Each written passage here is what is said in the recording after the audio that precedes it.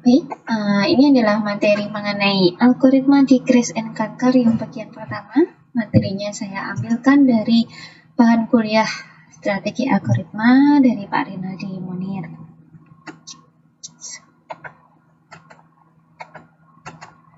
Nah, kita masuk ke definisi dari decrease and conquer, yang mana decrease ini sesuai dengan namanya. Kita akan mengurangi apa? Mengurangi jumlah dari persoalannya.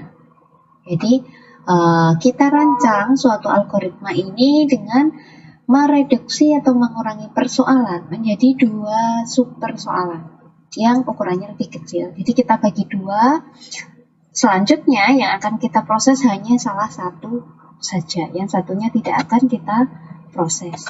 Nah, untuk mengetahui subpersoalan mana yang harus kita proses, apakah yang subpersoalan pertama atau subpersoalan kedua, nanti akan ada caranya. Oke.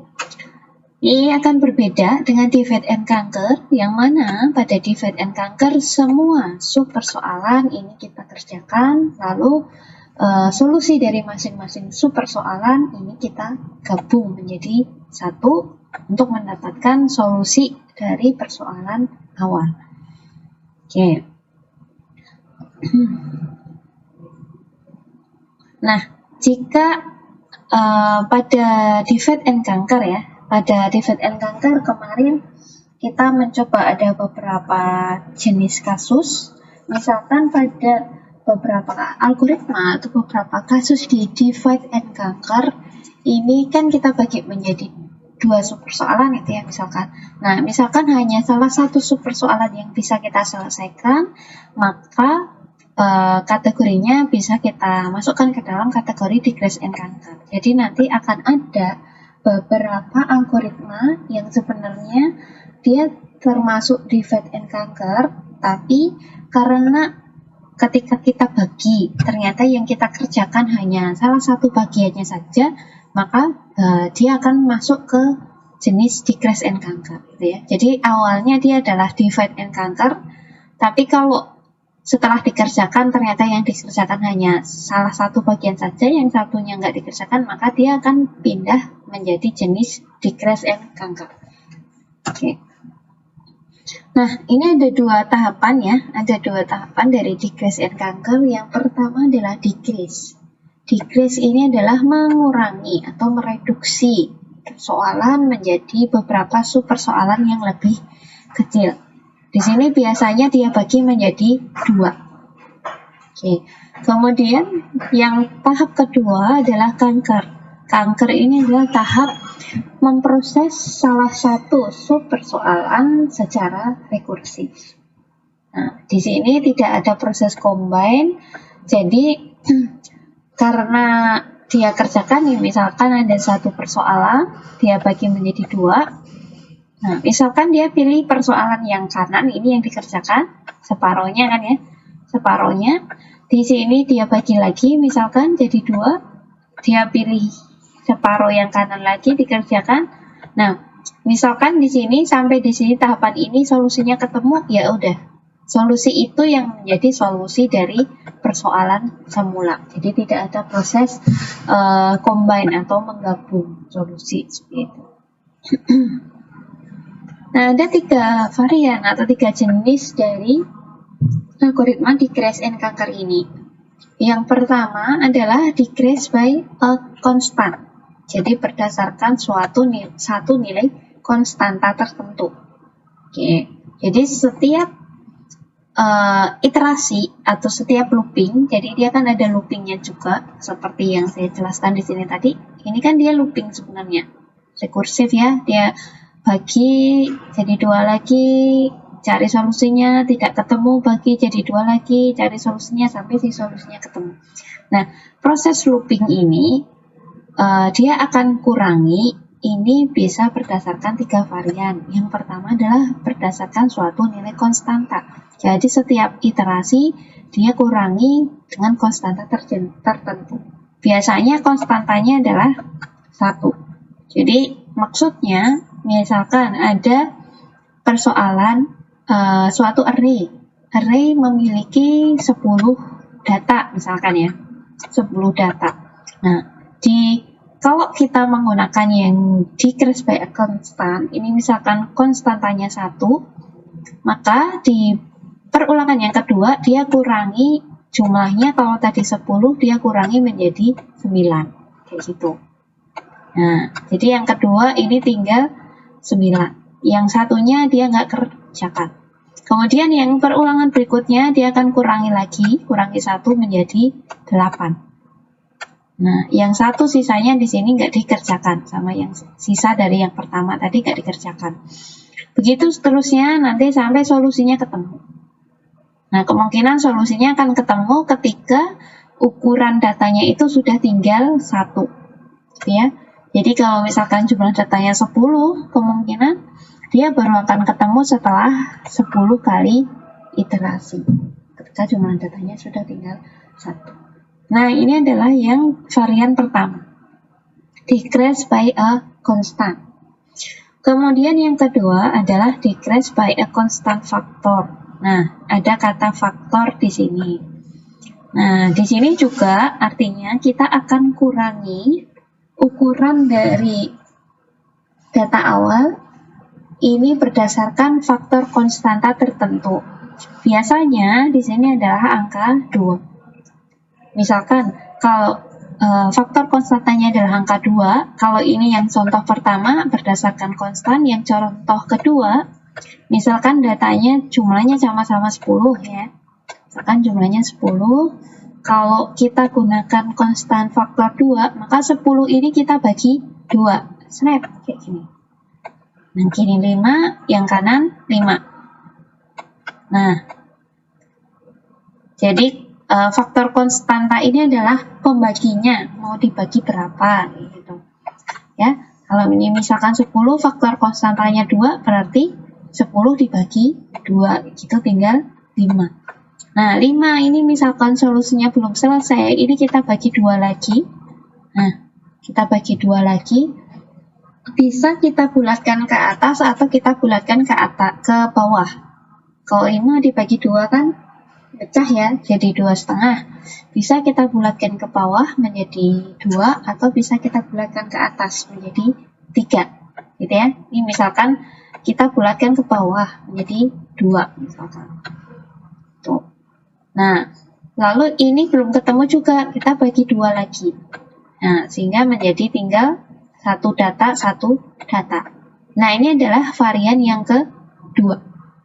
Jadi, kita turunkan berdasarkan satu konstanta tertentu. Ini maksudnya adalah pembagi. Kalau ini adalah pengurang, dikurangi berapa angka, jumlah datanya, kalau ini dibagi menjadi berapa. Gitu. Kemudian varian yang ketiga adalah kita kurangi dengan ukuran yang variabel. Variabel itu bervariasi, jadi bebas. Jadi mau dikurangi berapapun di setiap iterasinya itu bebas. Misalkan mau dikurangi 5 data, jadi misalkan 10 mau dikurangi 5 data di iterasi pertama sehingga menjadi 5. Kemudian yang iterasi kedua mau dikurangi berapa lagi, kayak gitu, itu bebas. Nah, ini adalah yang variable size, dia tidak harus dikurangi dengan satu angka tertentu. Nah, kalau ini kan tiap iterasi dia kurangi sama ya, kalau konstannya 1 berarti tiap iterasi dia kurangi 1. Kalau yang faktor konstanta, ini tiap iterasi, kalau faktor konstantanya 2, tiap iterasi dia bagi 2. Kalau ini bebas. Misalkan iterasi pertama dikurangi 5, iterasi kedua dikurangi 3, iterasi keempat dikurangi 1, itu boleh. Nah, ini yang jenis ketiga. Kita akan jelaskan masing-masing contoh dari ketiga varian ini. Yang pertama adalah by constant. Kalau kita gambarkan dalam bentuk diagram menjadi seperti ini. Jadi kalau persoalan awalnya berukuran n, di iterasi kedua dia akan menjadi berukuran n-1. Ini kalau konstantanya 1 ya. Konstanta saya tulis sebagai K. Kalau konstantanya 1, maka di iterasi kedua dia akan menjadi berukuran n-1. Kalau konstantanya 5, ya berarti di tiap iterasi dia akan berkurang menjadi n-5. Gitu ya. Nah, dari subpersoalan tersebut kita cari solusinya. Jika masih belum ketemu, maka kita kurangi satu lagi. Jika belum ketemu juga, kita kurangi satu lagi, dan seterusnya sampai ketemu solusi. Nah, solusi dari subpersoalan tersebut merupakan solusi dari persoalan yang semula. Beberapa contoh kasus yang menggunakan varian ini adalah kasus perpangkatan, kemudian kasus selection short, dan kasus insertion short. Nah, kalau kalian perhatikan, selection short dan insertion short ini sebenarnya sudah kita pelajari di materi divide and conquer di minggu lalu. Jadi, dia dua ini itu masuk jenis divide and conquer. Tapi kalau misalkan kemarin kan kita bagi itu ya, ini satu data, ini adalah data sisanya, gitu kan. Kemudian kalau belum ketemu, ini kita bagi lagi satu data, ini adalah data sisanya, gitu. Nah, kalau misalkan selection short dan insertion short ini yang dikerjakan hanya salah satu bagiannya saja, yang ininya saja, yang ini nggak dikerjakan, maka dia akan masuk ke dalam jenis decrease and conquer. Seperti itu ya. Jadi kedua ini bisa masuk dalam jenis decrease and conquer, bisa masuk dalam jenis divide and conquer. Baik, kita masuk ke contoh yang pertama. Di sini adalah untuk kasus perpangkatan. Ini ada cara pengerjaannya menggunakan brute force. Nanti kalian bisa cek di slide-nya brute force ya. Metode untuk decrease and conquer-nya, di sini dia bagi menjadi dua kasus, yaitu jika suatu bilangan A ini adalah angka basis, N ini adalah pangkat. Bilangan A dipangkatkan N, di sini dia akan bisa kita bagi menjadi dua kasus, yaitu yang pertama jika N-nya sama dengan 0. Artinya suatu bilangan dipangkatkan 0. Bilangan berapapun jika dipangkatkan 0 hasilnya adalah 1. Ya, jadi di sini jika N-nya sama dengan 0, maka hasilnya adalah 1. Mau 5 pangkat 0, 10 pangkat 0, 100 pangkat 0, itu hasilnya adalah 1. Kemudian yang kedua adalah jika N-nya lebih besar 0. Jadi pangkatnya lebih besar 0. Misalkan A pangkat 1, A pangkat 2, A pangkat 3, dan seterusnya. Kita bisa hitung nilainya dengan proses rekursif seperti ini. Ya, jadi A pangkat N itu adalah A pangkat N-1 dikalikan A. Contoh, misalkan di sini 2 pangkat 4 ini sama dengan 2 pangkat N-1, 2 pangkat 4 dikurangi 1, 2 pangkat 3 dikalikan 2. Nah, 2 pangkat 3-nya berapa? 2 pangkat 3-nya adalah 2 pangkat 2 dikalikan 2. Ini adalah 2 pangkat 3-nya saja. Berarti kalau ini adalah 2 pangkat 2 dikalikan 2, maka ini adalah 2 pangkat 3-nya. Kemudian dikalikan angka 2 yang belakang ini. Ini kita tulis apa aja ya. 2 pangkat 2-nya berapa? 2 pangkat 2-nya adalah 2 pangkat 1 ya, dikalikan 2. Ini hanya 2 pangkat 2-nya. Oke. Masih dikalikan angka 2 di sini, dikalikan 2 lagi. Kemudian di luar kurung dikalikan 2 lagi. 2 pangkat 1-nya berapa? 2 pangkat 1-nya adalah 2 pangkat 0 dikalikan 2. Ini baru 2 pangkat 1 saja. Kemudian dikalikan angka 2 yang di sini, kali 2. Dikalikan angka 2 yang di sini, kali 2. Dikalikan angka 2 yang paling luar, kali 2. Seperti ini ya. Jadi, kalau sudah 2 pangkat 0, nah ini kita sudah mencapai basis dari rekursif ini. 2 pangkat 0 adalah, kita lihat di sini, kalau pangkatnya 0 nilainya adalah 1. Berarti ini adalah 1. 1 kali 2 dikalikan 2, dikalikan 2, dikalikan 2. Hasilnya adalah 16. Seperti itu ya caranya. Jadi ini adalah proses rekursif. Nah, dari rumus ini bisa kita hitung kompleksitas waktunya. Di sini adalah kita hitung berdasarkan jumlah operasi kalinya ada berapa. Ya, kalau untuk n pangkat 0 ini kita tidak ada operasi perkalian di sini karena bisa langsung kita tentukan nilainya. Jadi kalau 2 pangkat 0 tadi kan kita tidak melakukan proses perkalian. Langsung 2 pangkat 0 adalah hasilnya 1. Sehingga jumlah operasinya di sini adalah 1. Ingat yang dihitung adalah jumlah operasi perkalian ya. Kalau n-nya lebih besar 0, maka jumlah perkaliannya adalah t n-1 ditambah 1. Ya. T n-1 ditambah 1 kali ini. 1 kalinya di sini untuk jumlah perkaliannya yang ini. Untuk menampung ini. Plus 1-nya itu adalah untuk menampung ini. Yang depan ini jumlah operasinya adalah t n-1. Seperti itu. Nah, dari bentuk rekursif ini kita bisa selesaikan, kita bisa jabarkan dengan cara iteratif. Akan menjadi Tn-nya adalah Tn-1 plus 1. Ya kan? Tn-1 plus 1 itu adalah dia On. Oke, sehingga kompleksitasnya adalah On di sini sama seperti kompleksitas jika kita selesaikan dengan metode brute force. Nah, ini adalah contoh yang pertama untuk kasus perpangkatan. Di sini jika diselesaikan dengan decrease and counter, jika dengan brute force dia kompleksitasnya adalah On juga. Ini adalah pseudocode-nya, bentuknya seperti ini ya. Jika n-nya sama dengan 0, artinya dipangkatkan 0, hasilnya adalah 1. Jika pangkatnya lebih dari 0, else, maka kita panggil fungsi tersebut eksponensial a, pangkatnya adalah n-1 dikalikan a.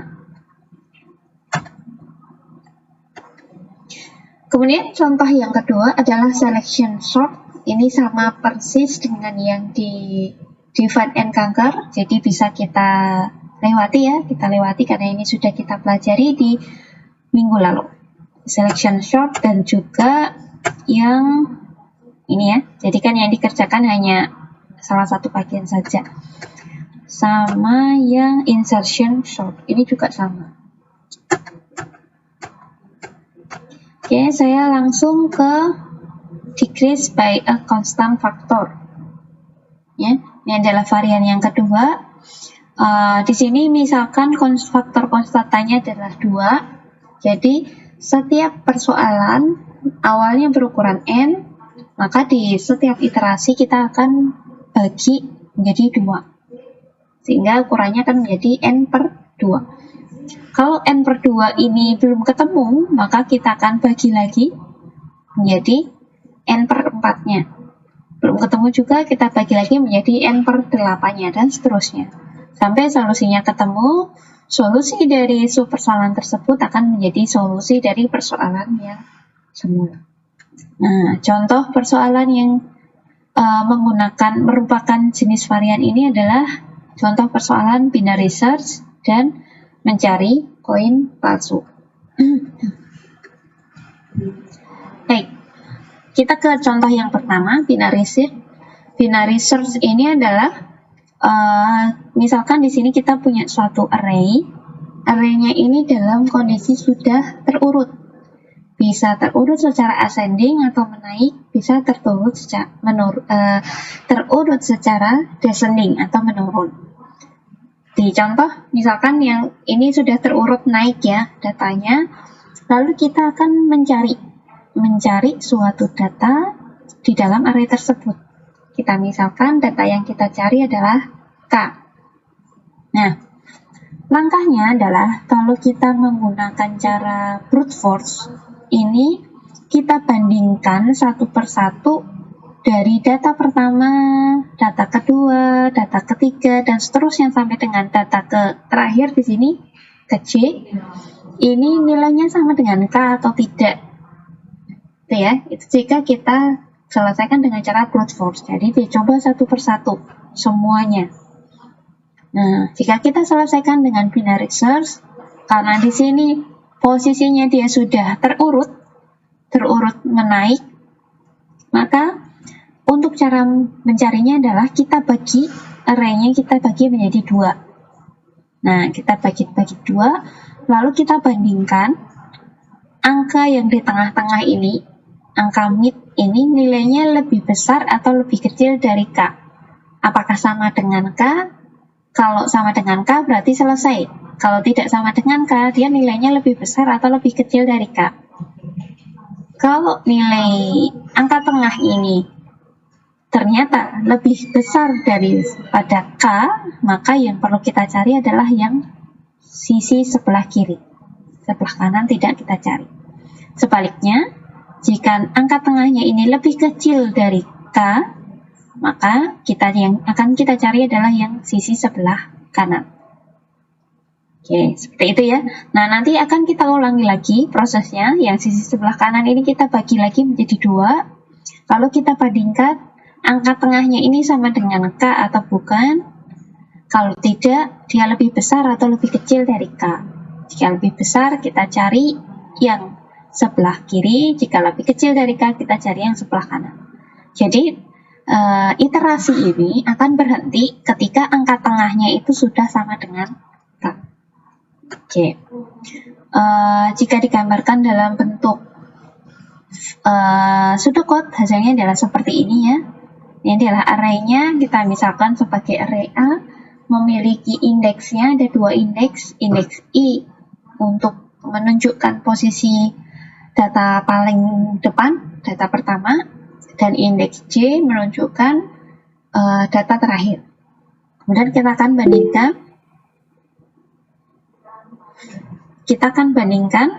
kita akan cek array-nya ini lebih besar dari, array-nya ini ketika kita bagi, itu nilainya masih ada nilainya enggak gitu ya. Maksudnya dalam artian kalau kita bagi, dia datanya jumlahnya 0 atau enggak gitu. Nah, kita ceknya adalah dengan cara ini. Kalau indeks I-nya lebih besar dari indeks J, artinya lariknya ukurannya sudah 0, maka IDX ini adalah untuk menyimpan posisi dari si K yang kita cari. Jadi kalau misalkan K-nya ini posisinya ada di data ketiga, IDX ini nilainya adalah 3 gitu ya. Kalau tidak ada, tidak kita ketemukan, maka IDX-nya kita beri nilai -1. Oke. Kalau array-nya ukurannya masih tidak 0, jadi array-nya masih ada, maka kita akan bagi 2, lalu nilai mid-nya ini kita bandingkan dengan K. Kalau nilai tengahnya ini adalah K, maka ketemu. Kalau ketemu, maka perulangan selesai. Dan hasilnya adalah IDX-nya adalah posisi si tengah tadi. Oke, kalau tidak ketemu, maka kita bandingkan. Posisinya ini, nilai yang di tengah ini, dia lebih besar atau lebih kecil dari A tadi ya, dari K tadi ya. Kalau dia lebih besar dari K, kita cari yang bagian sebelah kiri. Kalau nilainya lebih kecil dari K, maka kita cari yang sebelah kanan. Itu ya caranya. Ini untuk kasus jika array-nya menurun. Hanya beda di sini saja. Ya. Oke, sepertinya sama. Ini adalah contohnya. Jadi misalkan ada array terdiri dari 8 data, ini sudah terurut secara menurun ya. Hati-hati, di sini terurut secara menurun. Misalkan yang akan kita cari adalah angka 16. Dari array tersebut kita ingin mencari angka 16. Langkahnya adalah array ini kita bagi menjadi 2. Oke. Nah, caranya adalah I sama dengan 1, ini artinya adalah menunjuk data pertama, dan J sama dengan 8, ini adalah posisi data terakhir, jadi dimulainya dari 1, bukan dari 0. Ya, mulainya dari 1. 1 di plus 8, data pertama, di plus posisi data terakhir, posisinya ya, bukan nilainya, posisinya. 1 plus 8, 9 ya, 9 div 2. Hasilnya adalah Artinya, K itu adalah data posisi kita akan bandingkan K dengan array posisi ke-4. Yaitu ketemu di sini angka 18. Lalu kita bandingkan, 18 ini adalah K yang kita cari atau bukan? Oh, bukan. Kalau bukan, dia nilainya lebih besar atau lebih kecil? Ternyata lebih besar. Nah, karena di sini dia terurutnya secara menurun, jika posisi tengahnya ini adalah lebih besar dari K, maka yang akan kita cari adalah sisi yang sebelah kanan. Oke. Jadi, kita akan cari mulai dari sini, indeks ke-5 sampai dengan indeks ke-8. I-nya maju. Jadi awalnya tadi dia di posisi pertama, dia akan maju ke posisi ke-5. Posisi J-nya masih tetap di posisi ke-8. Oke, lalu kita bagi dua lagi, kita cari nilai tengahnya. Mid sama dengan 5 plus 8 div 2. Hasilnya adalah 6. Jadi posisi data ke-6. Ini adalah mid-nya. Yaitu ketemu di sini angka 13. Lalu kita bandingkan lagi dengan K. Apakah dia angka yang kita cari? Oh, ternyata bukan. Kalau bukan, kita lihat dia lebih besar atau lebih kecil.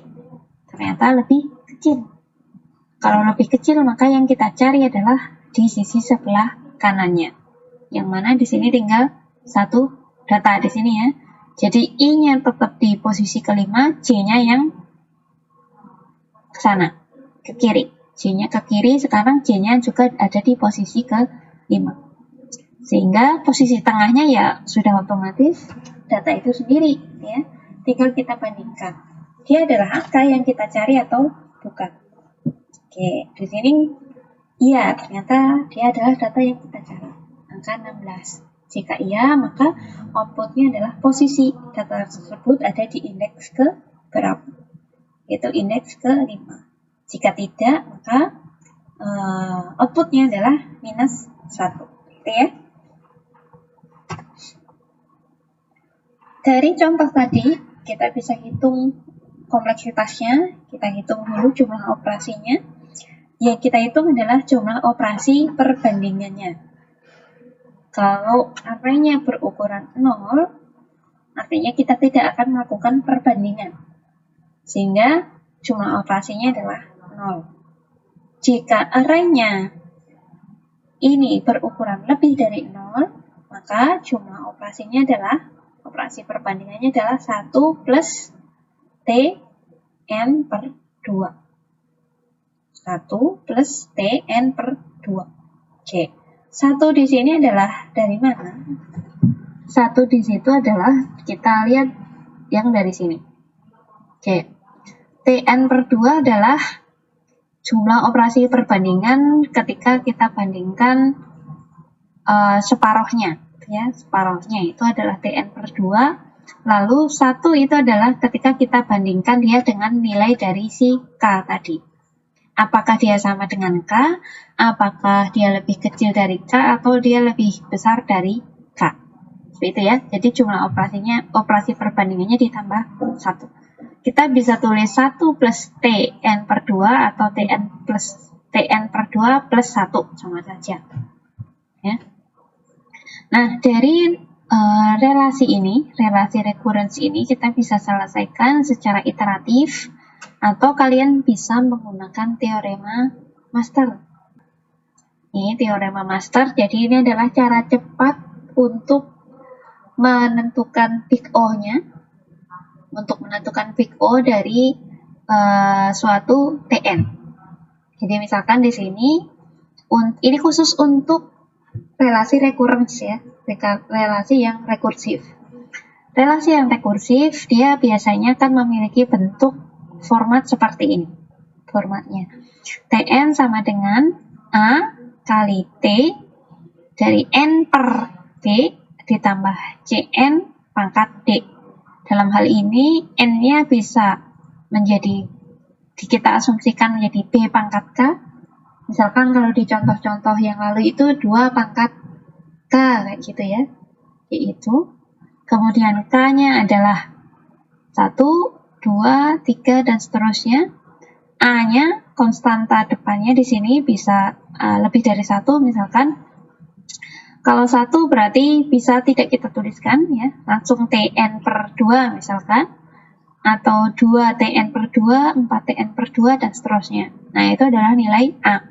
Kemudian B ini adalah pembagi dari N-nya. Jadi N-nya itu dibagi berapa? Faktor konstantanya gitu ya. Apakah N per 2, ataukah N per 3, N per 4, dan seterusnya. Kemudian C di sini adalah untuk angka konstanta yang mengikutinya. Ya. Di sini C, N pangkat D. D-nya bisa mulai dari pangkat 0. Kalau pangkat 0 artinya di sini plus 1 ya. Misalkan di sini 2T N per 2 plus 1 berarti D-nya itu adalah pangkat 0. Angka 0 gitu ya. Karena bilangan berapapun jika dipangkatkan 0 hasilnya adalah 1. Nah, dari bentuk umum ini kita bisa menentukan big O-nya. Yang akan kita lihat hanya A, B, dan D. Jadi C kita tidak tentukan tidak apa-apa. Jadi dari suatu soal kita identifikasi A-nya berapa, B-nya berapa, D-nya berapa. Kalau nilai A di sini dia nilainya lebih kecil dari B dipangkatkan D, maka kompleksitasnya adalah O pangkat N pangkat D, O N pangkat D. Ya, jika A kurang dari B pangkat D, maka kompleksitasnya adalah O N pangkat D. Jika A-nya sama dengan B dipangkatkan D, kompleksitasnya adalah O N pangkat D kalikan log N. Dan yang ketiga, jika A-nya lebih besar dari B pangkatkan D, hasilnya adalah O N pangkat log B kali A. Oke, seperti ini ya. Ini adalah rumusnya. Ini kalau kita terapkan di contoh algoritma, di sini merge sort atau quick sort, yang dia memiliki jumlah operasinya atau kompleksitas waktunya seperti ini. Tn adalah A untuk N sampai dengan 1, Tn-nya adalah 2 kali Tn per 2 plus Cn untuk N sama dengan N lebih besar 1. Nah, kita identifikasi dari yang ini. Jadi yang kita lihat adalah yang bawah, yang recurrence-nya. Kita cari, ini adalah nilai A-nya, 2. Ini adalah nilai B-nya, 2. Kemudian nilai D-nya adalah pangkat dari N di sini. Oke, kalau tidak ditulis artinya dia pangkat 1. Kalau di sini plus 1, itu artinya D-nya adalah 0. N pangkat 0, gitu ya.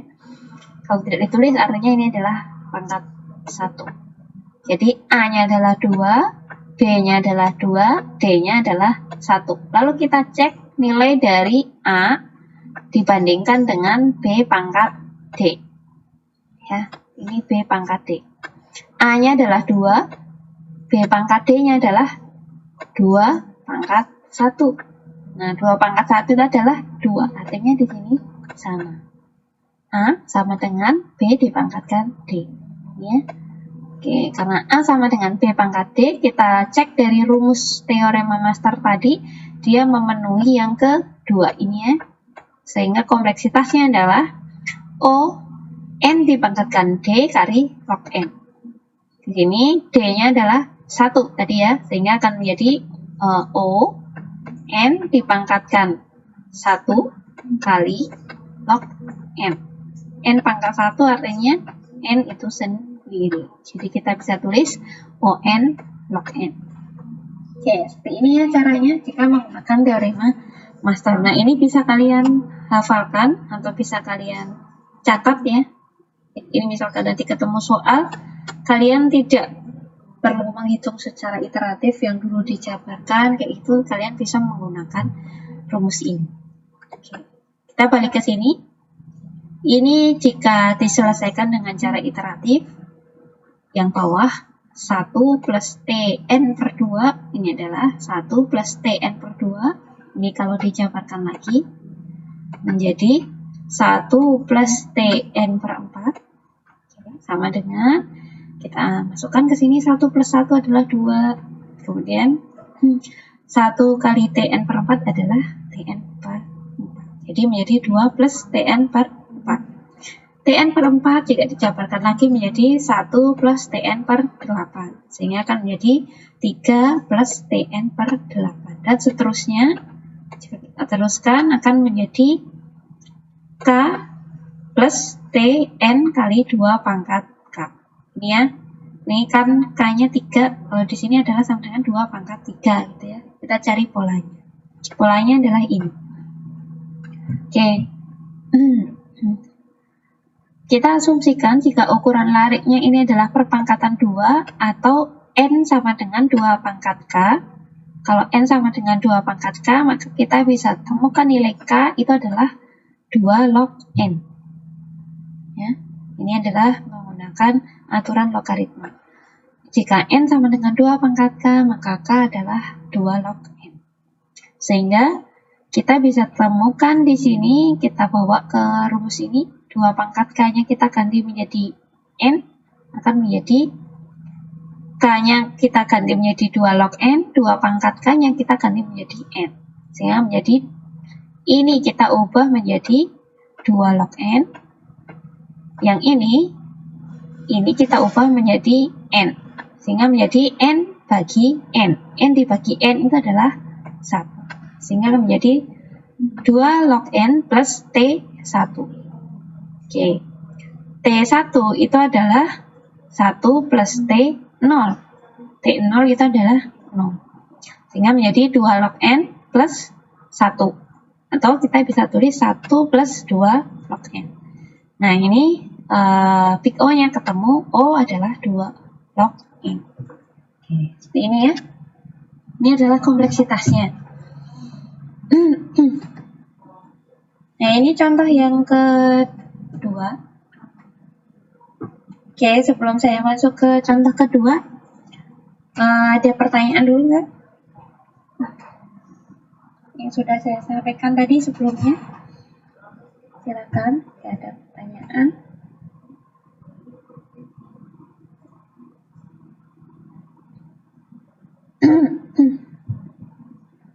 Belum ada? Kalau belum ada, saya lanjutkan lagi ya. Ini adalah kasus berikutnya. Ini masih jenis yang decrease by a constant factor ya. Ini juga sama dengan faktor konstanta 2. Kasusnya adalah mencari, masih searching ya, mencari koin palsu. Di sini kita misalkan kita punya sejumlah koin. Nah, dari sejumlah koin ini koinnya sama ya. Misalkan di sini koin sama-sama koin 10 sen semua misalkan. Nah, dari sejumlah koin ini kita tahu bahwa ada satu koin palsu di sana. Oke. Yang mana kita punya informasi kalau koin palsu itu beratnya lebih ringan dibandingkan koin asli. Nah, informasinya seperti itu ya. Jadi dari sekumpulan koin ada satu koin palsu yang mana koin palsu itu dia beratnya lebih ringan dibandingkan yang koin asli. Nah, bagaimana caranya kita menemukan koin palsunya yang mana? Ya, kalau dengan cara brute force, maka kita akan bandingkan satu persatu. Misalkan ada 100 koin, ya artinya kain bandingkan antara satu koin dengan 99 koin yang lain. Dibandingkan satu-satu mana yang lebih ringan. Nah, itu yang palsu. Itu ya. Itu jika dengan cara brute force. Artinya paling tidak kalian harus membandingkan sebanyak N kali. Kalau ada 100 koin berarti membandingkan sebanyak 100 kali. Nah, kalau dengan cara decrease and conquer, ini mirip-mirip dengan yang binary search tadi ya. Ini kita bagi dua. Jadi dari 100 koin ini kita bagi dua. Misalkan ya. Tinggal 50 koin, 50 koin. Lalu kita timbang menggunakan neraca yang bentuknya seperti ini. Jadi kalau salah satu lebih berat, dia akan jomplang gitu ya. Dia akan seperti ini. Nah, yang ini artinya adalah lebih berat, yang di sini akan menjadi lebih ringan. Kalau posisi seperti ini, artinya koin palsunya itu ada yang di sini, yang di atas. Ya.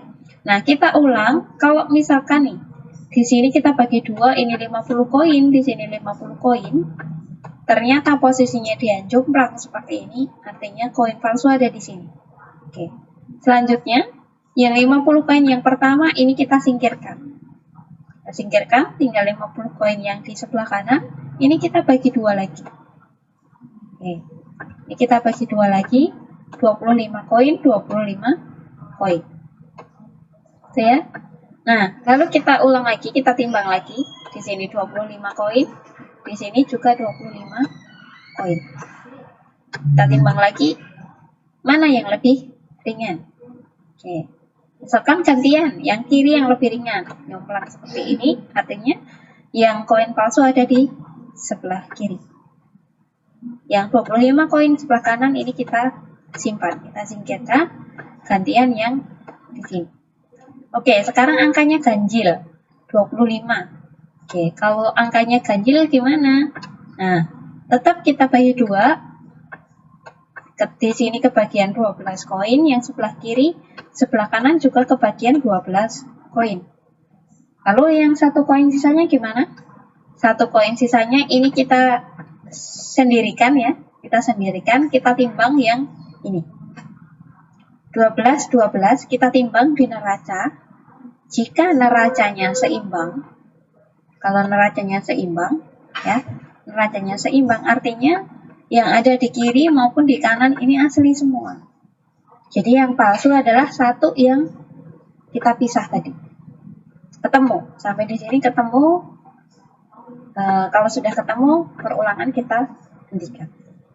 Tapi misalkan ternyata ini masih jomplang juga timbangannya, misalkan dia jomplang seperti ini, nah artinya koin palsu ada di sini. Artinya 1 yang tadi kita pisah dia asli, yang ini yang sebelah kiri juga asli. Dia yang lebih ringan ada di sini koin palsunya. Ini kita bagi lagi. Seperti itu seterusnya sampai kita ketemukan koin palsunya. Nah, ini jika ditulis dalam pseudocode ya, dalam algoritma seperti ini. Nah, dari cara tadi kita bisa hitung kompleksitasnya dari jumlah penimbangannya. Ya, kalau koinnya 1, maka kita tidak timbang. Artinya apa? Kalau ada 1 koin palsu dan kita hanya punya 1 koin, ya berarti koin palsunya adalah koin tersebut. Ya, jadi kita tidak perlu menimbang. Kalau jumlah koinnya lebih dari 1, ini jumlah koin total ya maksudnya, jumlah koin totalnya lebih dari 1, maka jumlah operasi penimbangannya adalah 1 plus T N per 2. Yang mana N per 2-nya ini artinya tanda kurung sikunya ini adalah dibulatkan ke bawah. Kalian lihat ada sikunya di bawah di sini. Artinya dibulatkan ke bawah. Kalau dibulatkan ke atas, sikunya di atas. Seperti ini. Ini dibulatkan ke atas. Kalau seperti ini dibulatkan ke bawah. Nah, ternyata mirip dengan yang binary search tadi ya, yang di awal. 1 plus T N per 2. Nah, jadi kita bisa tentukan kompleksitasnya dia juga O2 log N. Oke, selesai. Ini adalah 2 contoh dari varian yang kedua, decrease by a constant factor. Sebelum saya masuk ke varian ketiga, ada pertanyaan ya?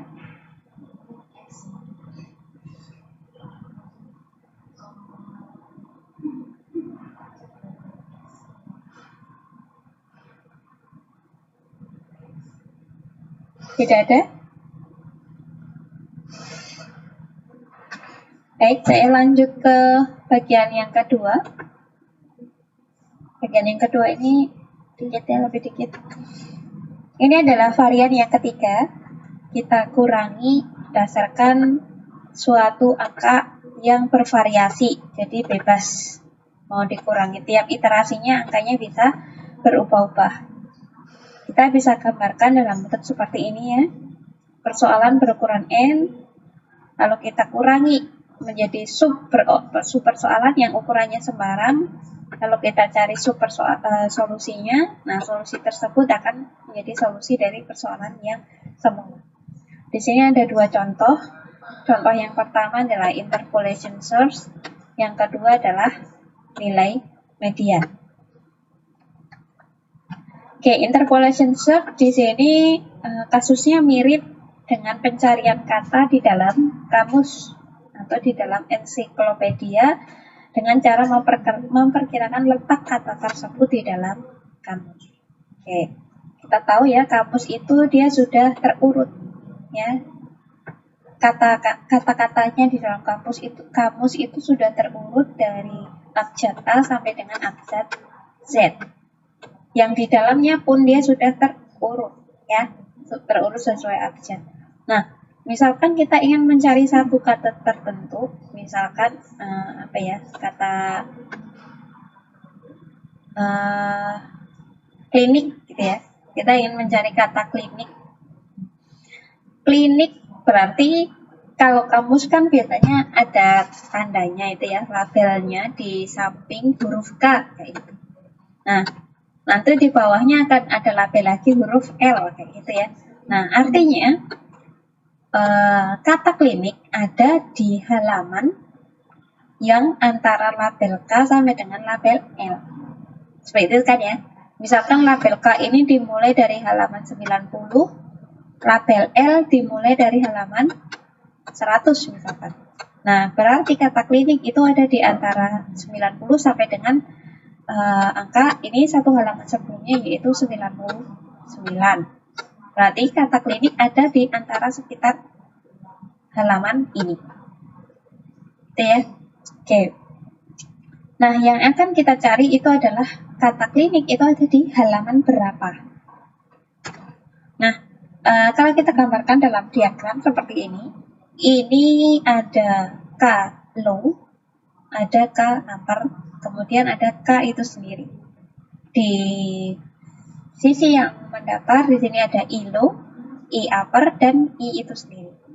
K di sini ada value yang kita cari, I di sini adalah indeksnya. Indeks itu kalau kamus tadi bisa kita bilang halamannya, halaman berapa gitu ya.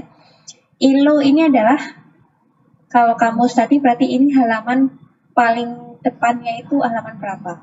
Ini halaman 90 tadi ya. K dimulai dari halaman 90.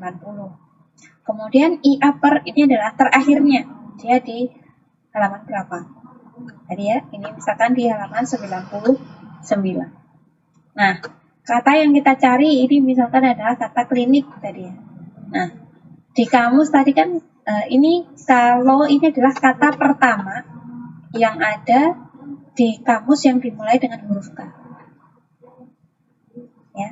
Kata pertama yang dimulai dengan huruf K di dalam kamus itu. Misalkan kata apa ya? Kamu itu misalkan kata pertama di dalam kamusnya adalah kata kamu ya. Nah, dia adalah kalaunya. Kemudian K uppernya adalah kata terakhir yang dimulai dari huruf K yang ada di dalam kamus tersebut. Ya, seperti itu. Nah, ini adalah kata yang kita cari.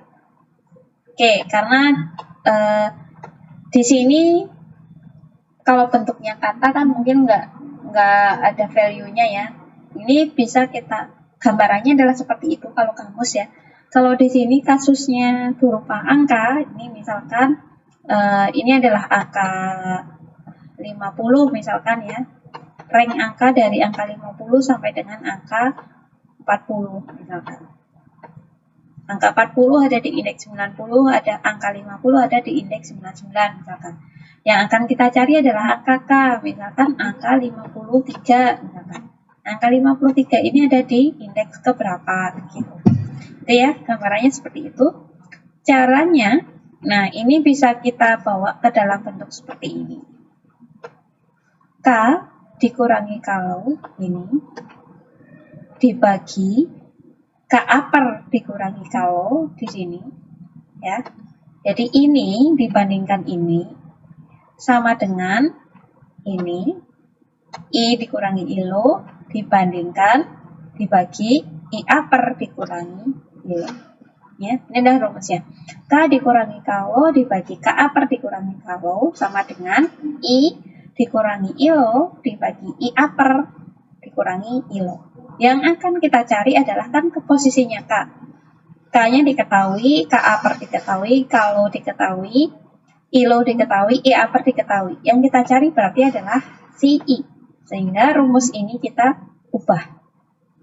Ya, kita ubah I ini yang pembagi di sini pindah menjadi pengali ke sini. Saya akan menjadi ini. I upper dikurangi I low dikalikan K min K low dibagi K upper dikurangi K low. Kemudian pengurang di sini ini akan menjadi penjumlah di seberangnya. Ya, sehingga plus I low. Rumusnya akan berubah menjadi seperti ini. I sama dengan I low plus I upper dikurangi I low kalikan K dikurangi K low per K upper dikurangi K low. Hati-hati, di sini operasi perkalian, jadi kalian harus kerjakan yang di sisi sebelah sini dulu ya. Ini harus dikerjakan dulu, baru nanti ditambahkan dengan yang ini. Oke. Nah, ini mirip-mirip dengan binary search, hanya bedanya ini adalah untuk mencari. Kalau binary search ini kan mencari nilai tengah tadi ya, yang kita sebut sebagai mid, yang mana nilai tengah kita dapatkan dari indeks ke I ditambah indeks ke J di div 2. Kalau yang interpolation search ini nilai midnya adalah kita ganti dengan rumus ini tadi. I low ini adalah I upper ini adalah J. Yang menjadi I plus J min I dikalikan, ini adalah nilai K-nya, dikurangi, kalau-nya itu adalah data di indeks ke I, K upper-nya adalah data di indeks ke J.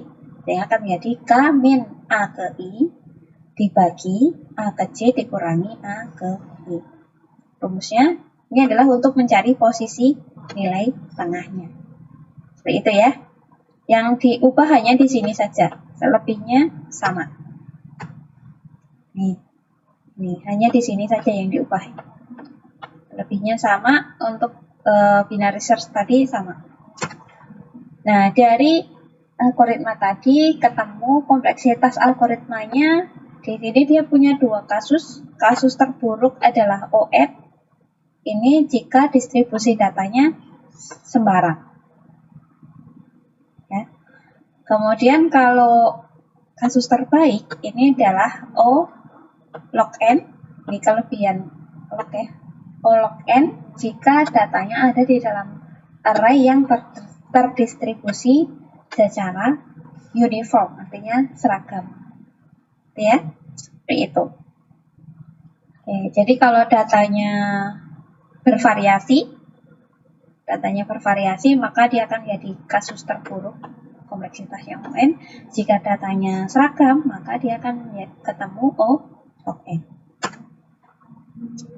Dan ini adalah contoh yang kedua, mencari median dan selection problem. Oke. Median. Oke. Median ini istilah yang kita kenal di mata pelajaran statistik gitu ya. Mungkin kalian sudah pernah dapat statistik juga, ada istilah mean, median, modus. Mean itu adalah rata-rata. Median adalah nilai tengah. Modus adalah nilai yang paling sering muncul. Nah, untuk mencari median, ini jika kalian di mata kuliah statistik, datanya harus kalian urutkan dulu. Jadi misalkan ada sejumlah angka-angkanya ini harus kalian urutkan dulu. Biasanya diurutkan secara ascending, lalu baru dicari nilai tengahnya itu yang ada di posisi tengah itu nilai berapa. Nah, itu sebagai mediannya. Nah, untuk kasus ini kita akan melakukan mencari nilai median tanpa mengurutkan data. Oke, Nah, caranya adalah kita gunakan proses partisi. Jadi kita bagi datanya, itu kita bagi menjadi dua. Tapi cara membaginya adalah seperti kita membagi quickshot di algoritma quickshot. Jadi membaginya tidak asal kita bagi 2 thread, itu enggak. Tapi kita pilih satu angka dulu sebagai pivot, lalu kita bandingkan si pivot ini dengan data-data yang lain. Kalau yang nilainya lebih kecil kita taruh di sebelah kiri pivot, yang nilainya lebih besar kita taruh di sebelah kanan pivot. Oke, caranya seperti itu ya, cara baginya. Kita langsung ke contoh. Misalkan di sini ada 9 data, ya, 9 data. Ini nilai mediannya artinya adalah data yang tengah-tengah. Kalau angkanya ganjil kita bulatkan ke atas. Nih, tanda panahnya tanda bulat ke atas. Misalkan kalau tadi jumlah datanya 9, maka nilai mediannya ada di posisi 9/2 dibulatkan ke atas, yaitu ada di posisi ke-5. Ya. Nilai mediannya ada di posisi ke-5. Kalau datanya sudah terurut, nih, angka 1 sampai dengan angka 9, maka nilai mediannya adalah yang di posisi ke-5. Ini adalah nilai median, kalau sudah terurut. Tapi kalau datanya tidak terurut, maka kita pilih salah satu sebagai pivot. Di sini kita pilih angka pertama. Angka yang ada di posisi pertama kita pilih sebagai pivot, lalu kita bandingkan yang angka-angka sisanya kita bandingkan dengan angka 4. Yang nilainya lebih kecil kita taruh di sebelah kirinya. Ini yang lebih kecil adalah angka 1 dan angka 2. Kita taruh di sebelah kirinya. Kemudian yang lebih besar kita taruh di sebelah kanannya. Lalu kita cek sekarang posisi pivotnya ini ada di posisi ke berapa. Ya, di sini ya.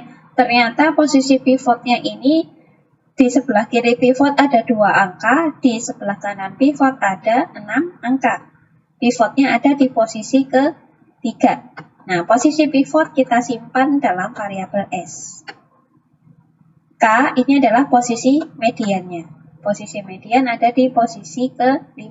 Posisi pivot ada di posisi ke-3. Artinya posisi pivot masih ada di sebelah kanannya. Ya. Jadi yang akan kita proses adalah yang bagian yang sebelah kanan si pivot. Sebelah kirinya nggak kita proses. Karena kita butuh data ke-5, posisi ke-5. Ya. Selanjutnya kita ulang lagi proses tadi. Kita mulainya dari data yang di sebelah kanan pivot tadi. Pivotnya nggak diikutkan. Kita mulai dari ini. Ini adalah posisi keempat. Hati-hati ya, ini meskipun tidak ditulis, tapi posisinya tetap dihitung. Ini adalah posisi ke-1, posisi ke-2, posisi ke-3. Angka 9 ini adalah posisi ke-4. Ya, ini adalah posisi ke-4 sampai dengan posisi ke-9. Oke, kita bandingkan lagi dari data ke-5 sampai dengan data ke-9, ini kita bandingkan. Yang nilainya lebih kecil dari 9 kita taruh di sebelah kiri, yang nilainya lebih dari 9 kita taruh di sebelah kanan. Sehingga ketemu di sini angka 9-nya ini dia geser, sekarang pindah ada di posisi ke-6.